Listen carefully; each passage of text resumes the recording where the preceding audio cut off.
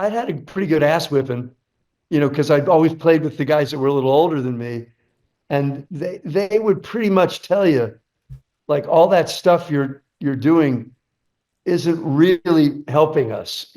Yeah.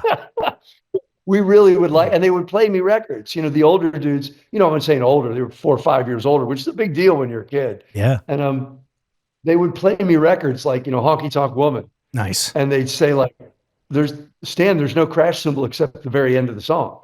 You know what I mean? Wow. It's just, you just dig in, and a drum fill could just be and like, just and they would just say, like, give me a beat, man. Yeah. Give me a groove.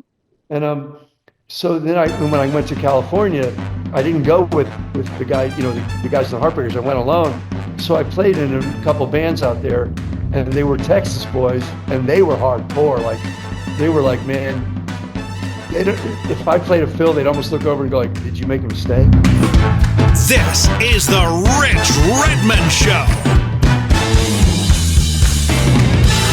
Jim is joining us, and you're going to love Jim because he's the yin to my yang, and he's not he's getting into drumming again. He hasn't played professionally in 19 years, and he's playing with a Huey Lewis tribute band here in Nashville. He's all excited. He's all rehearsed. It's amazing. Should be a lot of fun. Bill Gibson. Yeah. Man, I think I crossed paths with him years and years ago. What a fine dude. A fine gentleman. And very underrated, and when you play his parts, you have a massive appreciation for what he did. It's crazy. Well, those are hit records, full stop. Oh, yeah. Yeah.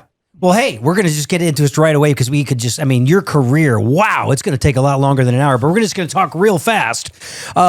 Hailing from Cincinnati, Ohio, and growing up in Florida, he's now back in Florida, his home state. He's a musician, he's a songwriter, he's a record producer, he's a member of the Rock and Roll Hall of Fame, founding member, 20 years service with Tom Petty and the Heartbreakers. He's a heartbreaker.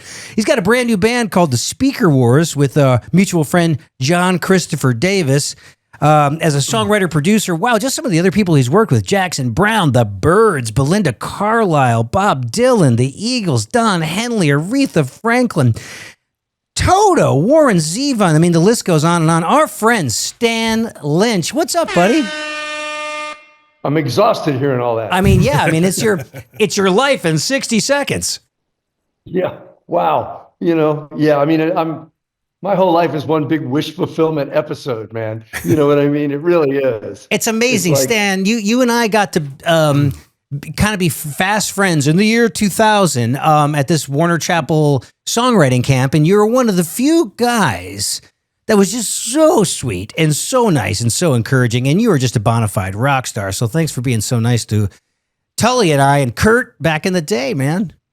Hey, man, it was no effort. You guys were extremely versatile. When you came in and you were thrown just a hatful of ridiculous personalities. And I was watching it from the cheap seats. I was one of the staff writers there. And anytime you guys, I just watched you guys taking on these songs and making them into records for these people. And it was blowing my mind that you had the capacity, all of you guys, to get a song and get a track all within like 20 minutes. And they were great sounds. And this is back in the old analog funk days. You know what I mean? There was, and no excuses. You guys never made excuses. You were hungry, you were tired, you were working 11-hour shifts. And I couldn't believe it. I couldn't believe what I was seeing. It was kind of an awakening into the session world of Nashville, which I had no idea how that worked. Like I said, I'd been from a band situation where you rehearse every song and you learn them and you try to figure out your chart, and you could take weeks to learn a song, You guys were knocking these things out. You were knocking out 4 songs an hour. Oh my God! The best education is that trial by fire. You just got to get thrown into the deep end of the pool, and you got to swim. You got to make something happen. We got to work with, you and Robbie Neville and Jewel. It was fantastic. But enough about that. Let's talk about your current band. A lot of guys are going to say, how did it all start, Stanley? 13 years old, you started playing the drums, right? But tell us about this new band. That's what really here we're trying to get the public on this band. When does the record drop? May Later this month. 28th. Yeah. Yeah. Yeah. There's 3 videos have been put out there, and they're not, I don't know if they're the best songs, worst songs, but they're just the record company picked these to put out, and it's been nice just sort of getting reintroduced to the world again. I'm talking it up. I'm grateful for you. Like, hey man, turn your listeners onto the band. This is the way it works today. There's no machinery to take your band to the people other than basically, Yeah. Knocking on doors. knocking on your door, got a band, you Yeah. know? So I appreciate y'all listening. I appreciate y'all giving it a shot, and thank you. Oh my God, of course. And where did the name come from? I think I know how the band was born. You were writing with a mutual friend of ours, John Christopher Davis. Nice, strong Texan. Correct. Actually, it's a Texas band, right? Born during Pretty much COVID. Oh, sorry. Go ahead. I was going to say born during the COVID years. Correct. Back during COVID, when we were all just like, freaking out, losing our minds. Basically everybody I learned how to become a fairly good journeyman engineer and file share. And, I won't say it was fun, but it was either that or you were just going to take up gardening. You know what I mean? So it was like, I wanted to make music during those. I figured, well, if this is the end, this is how it ends. I'm going out swinging drumsticks and making tapes, like I'm making recordings. Yeah. So John, we just started writing songs. We didn't even know what we were really writing for, but we just we had the same places on the compass. We both liked some cool old R&B. We liked like Bob Seger rock and roll. We liked all that, the same stuff. We liked gospel. We liked all kinds of stuff. So when we got together to write, we just wrote, and we wrote a lot of songs. And then we met this gentleman, Mike Pasterzi, who took a liking to us and said he curated a record out of this. He said, look, I hear 10 songs that actually make a record. And I was like, man, cool. That's great. I'm not objective. I don't even know. I don't care. And so that's how it kind of came together. Then this John, I thought we were making John's solo record. I figured, well, we're just going to make this stuff. And John kept just bugging me, man, get behind the kid, man, come on, come out to Texas, start playing some drums. And that was right around the time Mike Campbell was going on the road, and his drummer took a little break to go to Italy, and Matt Logg, playing with, he's playing with AC/DC right now. No slouch, this kid. No slouch. And his a big claim to fame is playing on that Jagged Little Pill record, 5 number 1s. Yeah. Oh yeah, he's a great drummer. So Mike said, would you like to sub for Matt? And I hadn't played drums in public in decades. So I'm like, I'm basically shedding Matt's parts to play with my old friend. And so that kind of got me behind the kit again, got me talking to some people about maybe building a kit, because I hadn't had a new drum set since back when dinosaurs roamed the earth. You know what I mean? Yeah, and you're a Dixon guy now, right? Dixon? Nice. Yes, thanks to Greg Bissonette. We were talking, he's been an old friend of mine for years, and he said, I told him, look, I got my old 60s Ludwigs, and he said, man, have you heard Dixon? I'm like, no, and he sent me some files, but he sounds good playing oatmeal cans. So it's like, I'm going like, well, that doesn't really help me, Greg, because you're a badass. And he goes, no, let me build you a kit. So he built me this cool heat to his spec, like almost like an old an old thermoglass style, almost like a Bonzo kit. You know? Man. And Greg designed them for me and built. He really built me a great drum set. That got me back swinging again, which was really fun.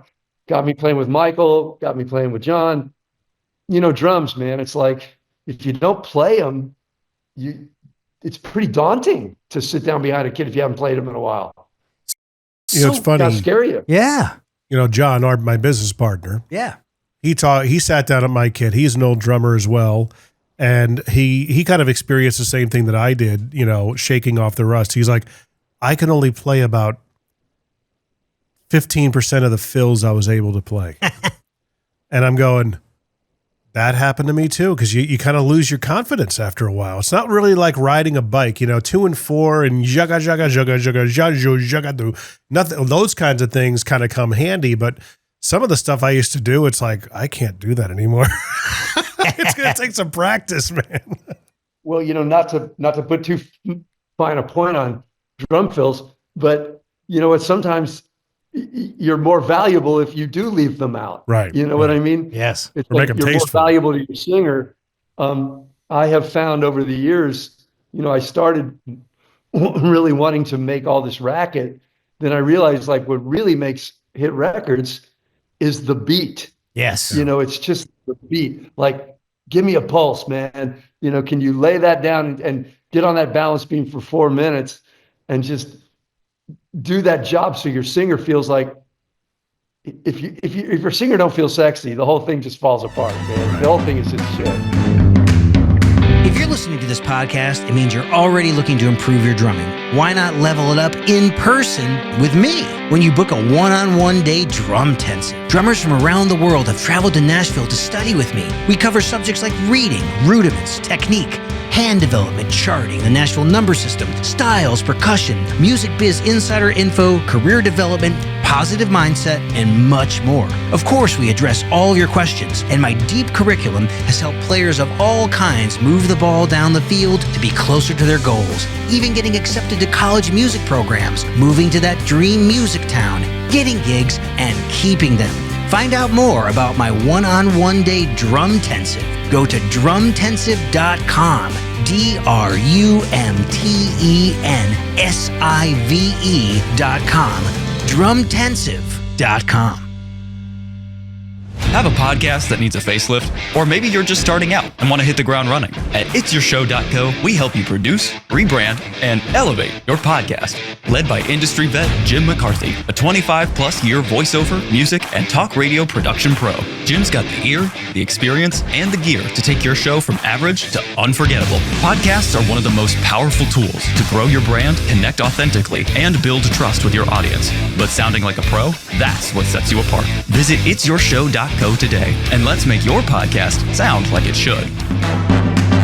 But you were just so good and so intuitive, so young. I mean, you had classic rock and Stax Records and Motown and all that stuff in your DNA. All the stuff, all the user-friendly, sexy stuff that still works and creates energy but doesn't get you fired. You know what I mean? You were so good at it. Because when you joined the band, you were practically a teenager, right? Pretty much. Yeah, I was just turning 20 when we were making that first record, and it was wow. But I'd had a pretty good ass whipping, because I'd always played with the guys that were a little older than me, and they would pretty much tell you, like, all that stuff you're doing isn't really helping us. Yeah.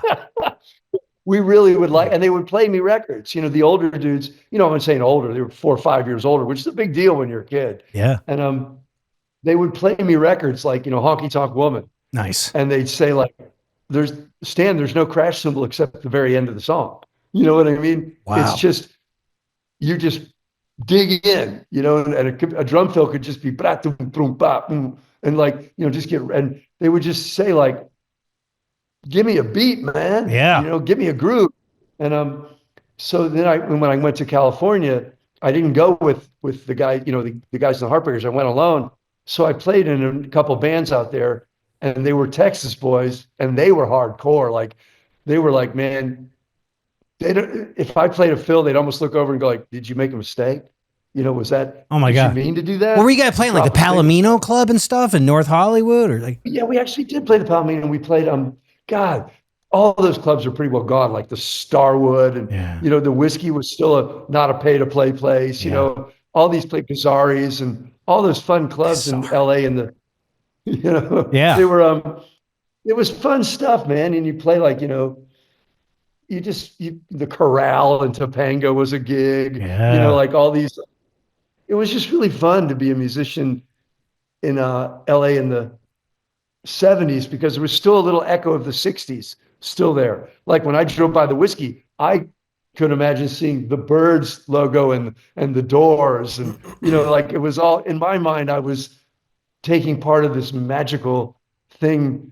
It was the birth of, and I was the second wave. But the real bang, the big bang, had already gone off. But it was still like, wow, you can still smell it around here.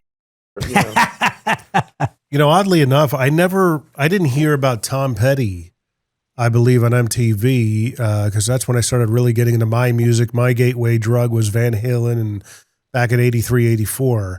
But for some reason, I remember Tom Petty being a very frequent guest on the Gary Shandling show.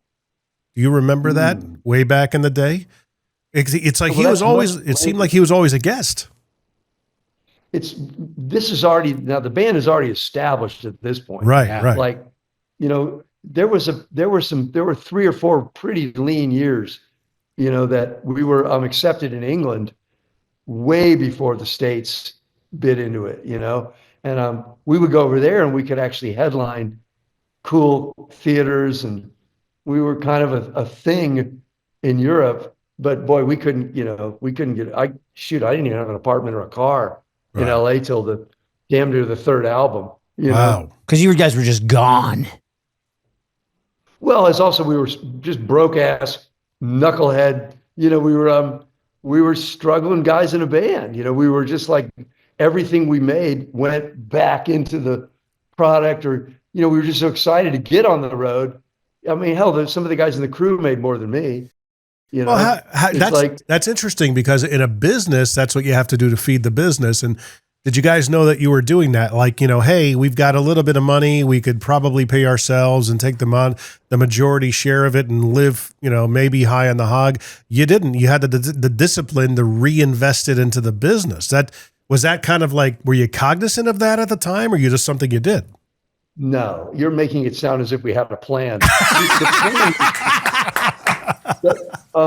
I think the plan was to survive, and not break up, and keep making music. We knew I think we just knew we were pretty good. Like, when we walked, and we knew we had a good singer, and we knew we had cool songs, and we knew that, I knew everybody in the band was the best guys I had ever played with. You got Ben Montage, Mike Campbell, Ron Blair, Tom Petty playing rhythm guitar, who's a great, and singing and writing songs.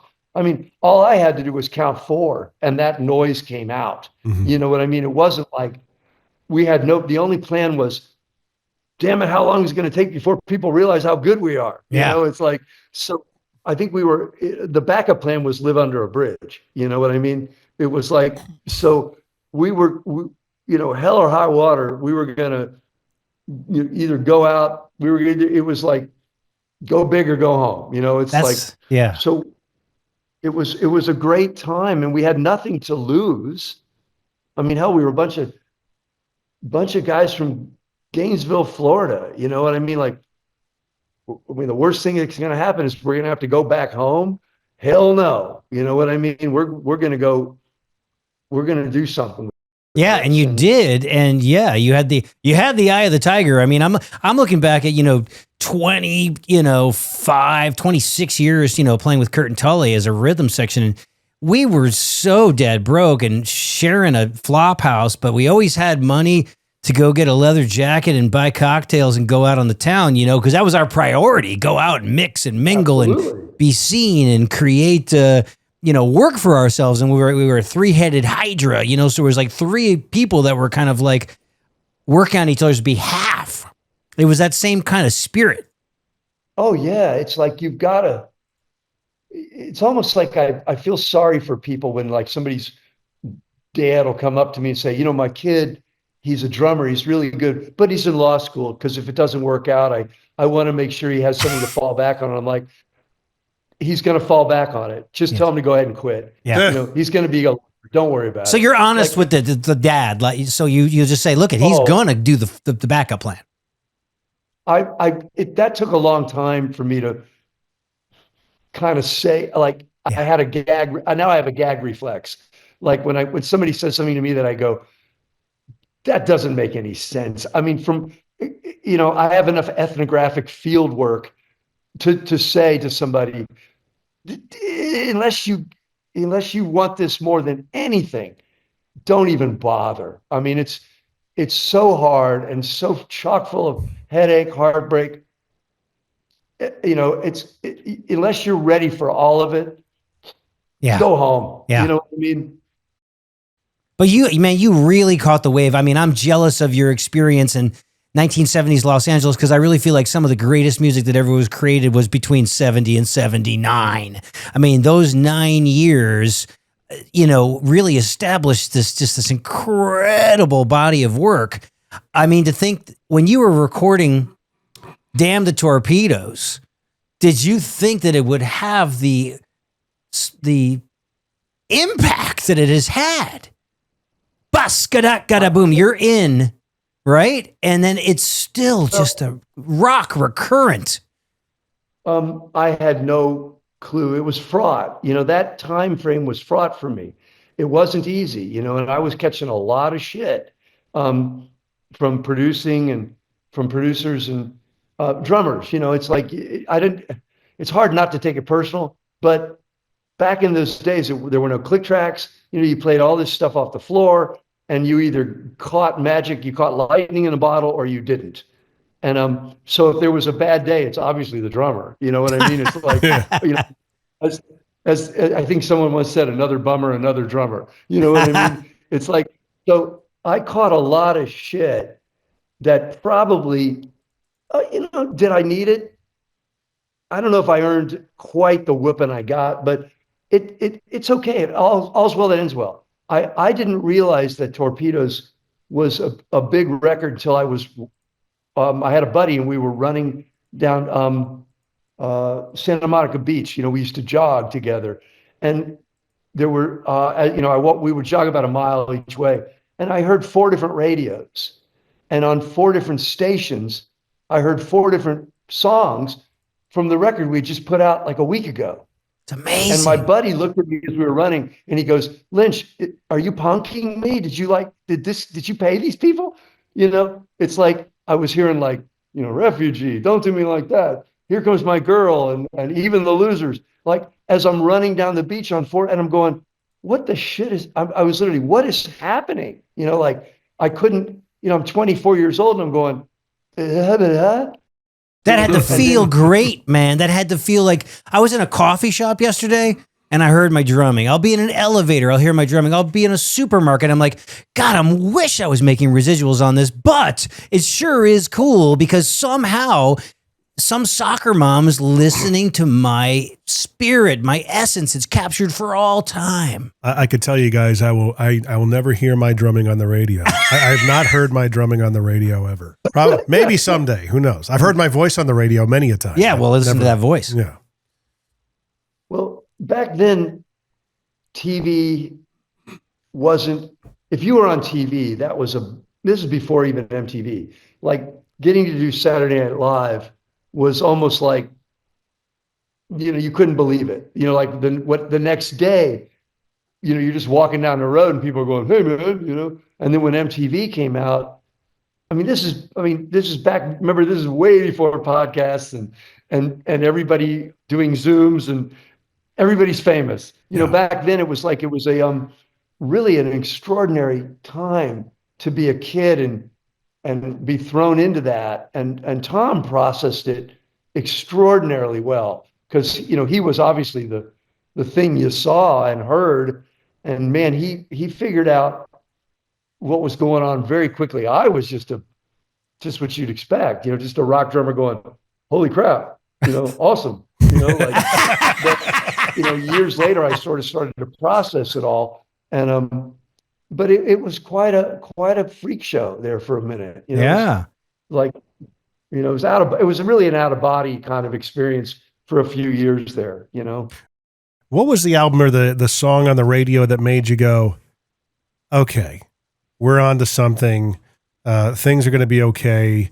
We're starting to make some good money. What was the time frame that you kind of realized that what we're doing is going to work? And what was the album? Oddly enough, it was really when I was out of the band I was no longer in the band. I'm producing and I'm writing. And we did a greatest hits record. And the last thing I did with the band was this song called Last Dance with Mary Jane. And it was that, oddly enough, was the first time, because I wasn't in the band anymore. When I heard that on the radio, I went, holy crap, this stuff's pretty good. You know, I could hear it out, sort of like I wasn't in the cult anymore. I wasn't in the, if that makes any sense, I was singing as an outsider. Yeah. And then I started hearing it finally. It really wasn't until historically, rather recently, that I got it. Like I heard, I think I heard Here Comes My Girl, you know, a couple of years ago, and I wasn't listening to the drums. I was listening to Ben Montench, and I was going, oh my God, and the guitar. I started, you know, because usually what happens is the first time you hear yourself, you hear every bass drum you should have played, or the thing you could have done, or, you know, you're analyzing and overanalyzing. Now when I hear it, I hear the other guys, and I just am blown away at the how good they are, and blown away at Tom. Like I didn't, you know, I was probably so up my own butt trying to make the records that I wasn't really experiencing it as a whole until much later. I don't think it's possible to do both. You know what I mean? I don't think it's possible to, you know, Jim and I were talking yesterday about being present, and because, you know, we're kind of looking back at our lives kind of midlife and going, wow, we did this and we did that. But at the time, you're not really totally taking it in and appreciating it because you're always looking to the future, you know? Well, and you're busting your balls. Yeah. You know, you're throwing down everything you got. You know, it's not like you go home full of thought. You just go home exhausted, having spent, you know, I think you just did 70 takes of Refugee. You know, I'm losing my mind. Like, I hope, you know, so you're so immersed in the life. And, you know, and I won't lie. I mean, there were a lot of things going on in that time, extracurricular madness that probably didn't help, you know, took some focus away, and it's quite a whirlwind when it's 8 seconds in the rodeo there, you know what I mean? An 8-second ride, man. Well, you know, that is kind of like an urban legend, the number of takes on Refugee. Was it 70 or was it 150? Which was the keeper? I think take 11. Take 11 out of 70. That's a lot. That's a lot of tape, man. Well, you know, in my mind, yeah, I think it would. Oh, yeah, because you could only do 3 takes per reel. Yeah. And I remember there's probably still somewhere, there's a warehouse full of 2-inch tape that says Refugee on it somewhere. And but yeah, I think that one of the earlier takes actually is the record, and we didn't even know you could edit. Yeah. You know, we didn't really, and Tom sang every track, sang every take.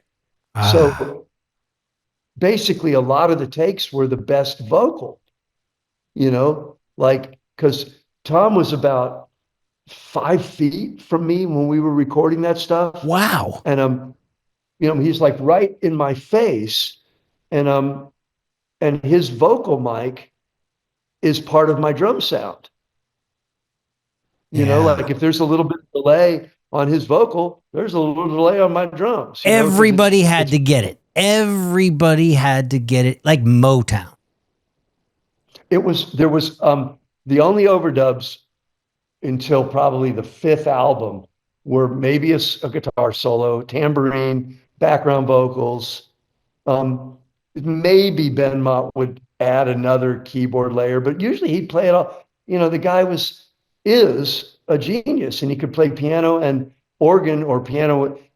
All that went down. You know, when you walked in to hear the take, you know, after you play 3, you go and take a break, you know, you go and listen, and the take sort of sounded like the record. Yeah. It was like, there's not much, you know, you're not going to massage it or move this around. I mean, maybe you fix a bass mistake, but back in the old days, those were destructive edits. I mean, if you punched in the bass, you couldn't retrieve it. You know what I mean? It's not like you can Apple Z and go back and go, oh shoot, it was better before. So if you burned a solo, you better Beat it. I don't know. You want to keep that one? Like, yeah, it's pretty good. Like, okay, I kind of like that because it really informs your musicianship, because the expectation was to be able to get through a track all the way, and it's like high art, and then we can do it again. We can do it 70 times. And now with the technology as a crutch, I don't want to sound like get off my lawn, but the kids know that they can fix anything at any time. Oh man, I've been in producing sessions for younger drummers. Literally, the kid will walk in and play it 4 times and walk in and then look me in the eye and say, "You got enough there to work with?" And I'm like, and I look at him and I say, "You don't have enough money to pay me to edit." You know what I mean? Yeah. You don't have what it takes. Now I'll listen to you play because I like you, and I will listen to you learn how to be better and become a better drummer. But no, I'm not going to sit here for 3 days and turn this thing into a silk purse. I'm not going to do it for you. That's not my job. Yeah. Your job is to play drums. My job is to tell you when I think you're getting better. And it's like, and to help you get better. But the like you said, the expectation now is like, oh yeah, man, that was a good first verse. Loop it. It's like, and that's cool. I get it. And look, music has become more in tune and in time. Nothing wrong with that. But I still think there's something holy and sacrosanct about 4 or 5 guys that can still make that noise off the floor, and it's going to make them a hell of a lot better live band. Yeah. Ultimately. Yeah, that's what. And you guys. Yeah. I mean, you guys are great. You guys are great live. You guys are a great live band because you played together now for decades. Yeah. You can look at each other and you know what's going to happen. You almost can. You're looking into the future the whole time you're playing. You can see around corners. It's like, when Jason's going to step away and miss the cue, and it's going to be funny, and how to back that up and say, if it goes to 13 bar blues for 1 minute, you know how to handle that. It's like, it's cool. Or if Jack makes a funny noise, or it's got to go around again. It's like, that's where the fun is. But I mean, that's the high wire act. That's when you don't have a net and you really see what you're made of. And that's a gig, man. When you come off the stage on that one, you go, man, we'll never do that again. Yeah. That was fantastic, Well, it's pretty much a really cool kind of a thrill of a lifetime thing to have had you at the soundboard at several of our shows. When our buddy Jack Sizemore was like, Stan's going to be at the board tonight. And I know that there's a piece of rock and roll history at the board watching our show. And then you come back and we're like, how do we do? It's like, yeah, good. Pretty good, buddy. Not bad. Not bad. Not bad. You were good. You were good. Yeah, you guys might have a future at this. The years are running by, man. I can't believe I've been in Nashville 28 years. Been playing with Jason for 26. Wow. It's funny. That's awesome. You mentioned, forming that bond on the floor, on a studio floor. You guys do it. That's how you record. Yeah. The way you guys have been recording hasn't changed in 20 years. I guess, right? Same place, same studio, same coffee cup, same seats that you sit in. Same chicken. Same chicken. Yeah. It's funny. I go back to 91 when Metallica put out the Black Album. They had an accompanying 2-video box set of the recording of that album as well as the subsequent world tour. And they spent 9 months or 10 months in the studio writing and creating the music and recording it. I think Enter Sandman probably took a month. And it's like, oh my, that does not happen anymore. Because you guys didn't write in the studio, right? You knew the arrangements and then went to go record. A little bit of both. Well, early on, we probably, a lot of the songs came in. Tom would come in with an idea, he busted his butt. I mean, as a writer, he would have his story, and he basically knew how his song could be played acoustically. And it was really what the band would do on the floor was arrange like instantaneously. Like we would all, literally my first question would be, is this one going to have drums? Because they were all pretty much presented acoustically. Yeah. And Tom would go, yeah, let's find out. Well, yeah, why don't you try it? Because in his mind, and in my mind, it's like, if we don't need drums, I'm not gonna, I'm gonna try because I love the drums, but I don't want to just screw up a good song. But most of the time it would work where we go, oh yeah, that adds value, like it's kind of nice to let's hear it rock, or what's the scale of the song? Like that was the term we would use. Like, is this one on the mountaintop? Is this one in the kitchen? Is this one in the bedroom? Like what's the scale? And if somebody would tell me like, hey, Lynch, you're off the chain, it'd be like, well, hell yeah, that's all I needed to hear. I'm gonna fire on every cylinder I got. But some songs would work better, and sometimes we just get lucky, and that was a good take. We'll never, and we just knew it. We'll never do that again. Like, there's your record. Like, Yeah. But yeah, we learned in the studio. Probably three albums. We were getting very experimental. We were trying to figure out how to make records. But sometimes we would rehearse, especially if we were on the road. We sometimes, you'd learn a song at sound check or start dabbling with a new song, and you get an idea. But a lot of the stuff, man, it was pretty much early takes. I mean, Stop Dragging My Heart Wow. was probably like the second time I've ever played the song. That's awesome. Did you guys feel like you arrived when Weird Al covered that song? I never heard it. Really? I mean, I'm like a Luddite, man. I still carry a flip phone. Even back then, I'd be like, somebody would say like, oh yeah, Alvin and the Chipmunks got Refugee. And I'm like, great. Like, Cool. It's like, I don't know. It's like, I love that you use a flip phone, buddy. I think that's amazing. Because you know what's great about it? When you close it, you know the call has ended. This, here it is. yeah, sometimes people are like, you hear them talking about you afterwards, they never clicked end, and you're listening to this. I'm like, man, this is awkward now for our friendship. Stan is off the grid when it comes to cell phones. Dude, I love it. Oh my goodness. It's like I guess I'm doing social media, but I have no desire to be known anymore. I mean, obviously it's great because it's you, and I know you and I have a bond about drumming and all the goofy stuff, and we have friends in common. But really, I'd probably live a full life. I already went off into the sunset years ago. Well, what's a day look like these days? What do you get up and do? And tell us about I have a feeling that Stan is like, he looks out his bedroom window and the Pacific, not the Pacific, but the Atlantic Ocean is there. I have been provided a life well beyond my wildest imagination, and it's been extraordinary. And I have physically, I have a lot of room, which I never thought I'd ever have, but I have space. I have friends that I've had since junior high school and even before. And my life has been very consistent. The same things I loved when I was 13, cars, girls, music.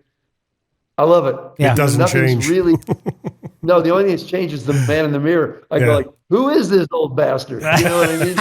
Like, but he still loves the same stuff. I love to use the grill. I love a tractor. I love my truck. I love the drums. I love just looking at them. I love cleaning them. I love reheading them. I love the guitars. I love restringing them. Yeah. It's amazing. I think, okay, I want what I have.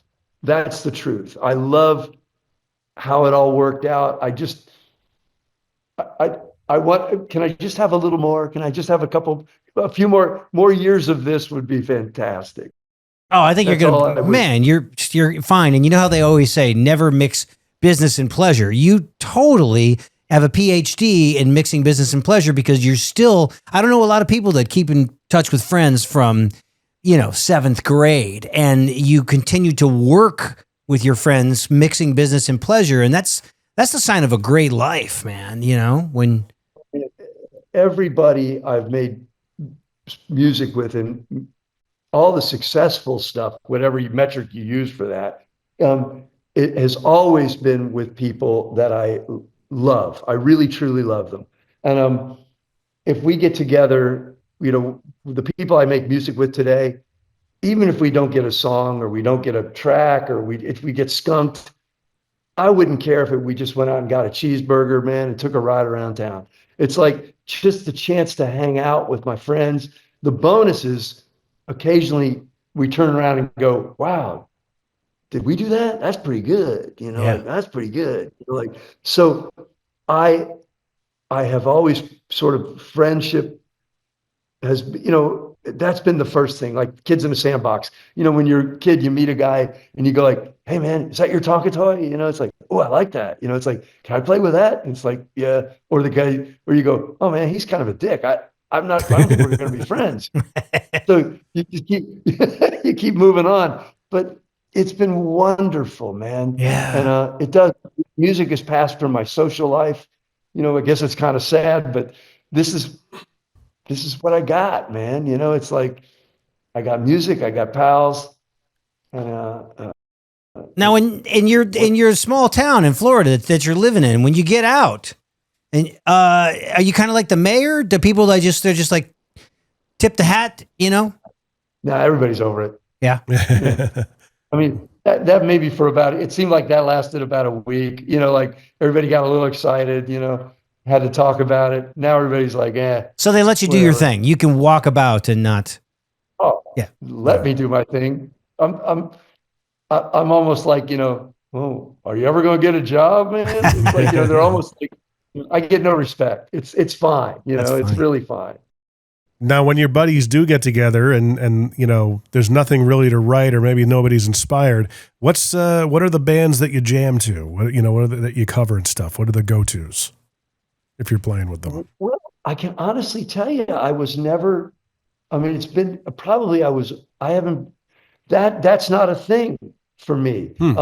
What I usually will do is just talk through it, like until somebody gets a hot hand, like until I feel a pair of queens coming in the room, like it's sort of like, ooh, somebody's, you're What's that? Yeah. I think musicians are divided into two groups. We're transmitters and receivers. And like, and I think you can't really be in a room full of transmitters all the time because it's just too much. It's like everybody's just yelling.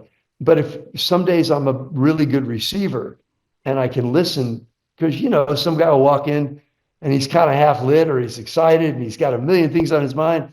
That's the day I've learned to just go grab my legal pad and just go, Tell me more.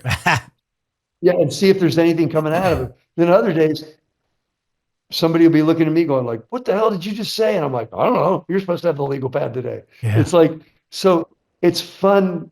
And I feel that way when I sit down to play with people. I really hate it when they don't listen or they think I'm supposed to be doing more. Like if I'm just playing a beat, you know what? That's probably enough to get us. I shouldn't have to blow a bunch of fire out of my butt to make a song. You know, it's like if I listen to most of the hit records that I liked as a kid, like Hold On, I'm Coming, or, or Respect by Aretha, it's like the beat, we should be able to say something to a beat. Yeah. It's like, so James Brown said a lot, man. James Brown said a lot to a beat. I mean, oh my God. A lot of scatting and stuff like that. Yeah. No, he but you've got you got chapters to your career. I mean, you were always a songwriter.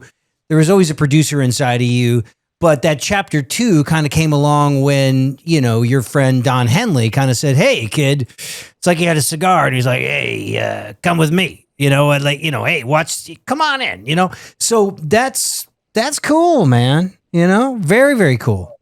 Well, that's an invitation only room. You don't knock on Don Henley's door and say, hey man, I want to write songs. Your security will have you out on your ass in about a minute. So it's like, but Don and I were friends. Once again, I come back to friends. Fortunately, he liked me. It wasn't hard for me to like Don. He's really brilliant. He's gregarious. To me, he's insightful. He's poetic. He's well read. He's like your big brother. You know, it's like you want to know this guy. You know, when you're in his orbit, you're like, hey, can I, you know? So he said he must have seen something in me that he thought, well, why don't you step in here and let me let you audit my process. Let me let you watch how we do it. And so I did. I spent about a year in the back of the room in the studio just watching, you know, like I was just allowed to be there. You know, I didn't really have a job. I wasn't hired to do anything. I was just, I got to be Don's friend and watch his process, which was unbelievably disciplined and Meticulous. oh my gosh, you know, but at the same time, it's very experimental and open-minded. Don doesn't hate a guy with a good idea. If somebody comes in the room and they're brilliant, he's the first one to go, hey. But if they're not, Oh, you toast. He just doesn't suffer. He doesn't suffer anybody. he doesn't suffer fools. And doesn't suffer himself. Like can be very hard on himself. And that's why I believe he feels in his mind, hey, if I'm hard on you, it's good enough for me. Like if I can take it, you should be able to take it. And that was a real lesson, that realizing that if you are feeling somehow like you're getting quote picked on, or it's like all he's saying is it, personally to me, it'd be like, Lynch, you got better. You can do better. You know, I expect more from you. You can do better. And some people would sort of crumble under that and go like, man, you're being hard on me. I see it as like challenge accepted. Yeah, You know, and you're thank writing God. songs together, right? First of all, you're writing songs together, but then you earn his trust so much that you start producing his records. Well, with Don, it's a very unique situation, because what you do is you